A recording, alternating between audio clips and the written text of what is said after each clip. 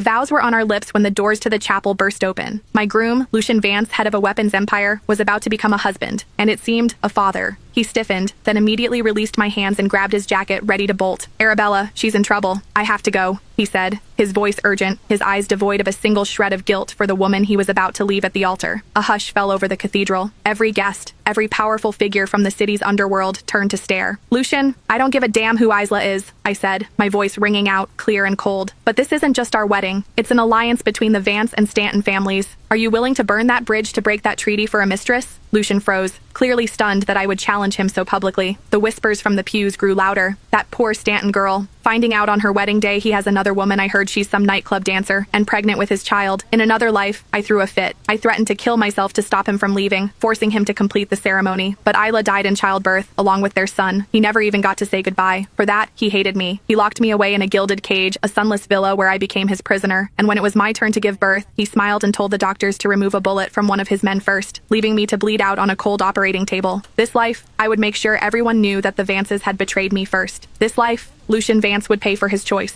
"Mr. Vance, it's an emergency. Miss Isla is in labor, and the doctors say it's a difficult birth. They said you have to come now." A young woman with a perfectly made-up face burst into the ceremony, interrupting us. She fell to her knees, tears streaming down her face. "Mr. Vance, please, you have to save Miss Isla. She's carrying your child." My grip on my bouquet tightened. Across from me, Lucian's face had gone pale with shock. "What did you say? A difficult birth? How?" He was about to abandon the entire wedding, all our guests, and run. In my last life, this was the moment I stopped him, forcing him to finish the wedding and sealing his eternal hatred for me.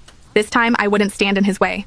I ripped the veil from my head. "Lucian, who is Isla? And why is she saying she's pregnant with your child?" I let my voice tremble, my face a mask of shock and devastation.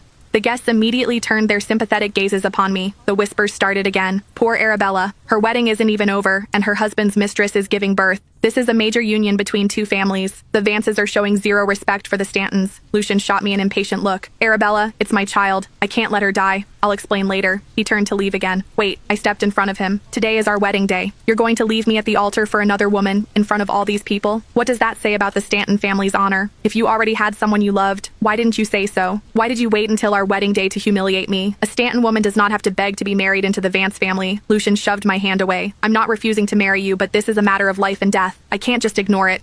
My eyes reddened, and a single tear traced a perfect path down my cheek. But this alliance was set in stone by our families. The invitations have been sent, the contracts signed. If you walk out that door right now, this union is void. You can explain that to our parents tomorrow. My tears began to fall like broken pearls. This time, I had learned how to play the victim. I would make sure the entire world knew that Lucian Vance and the entire Vance family had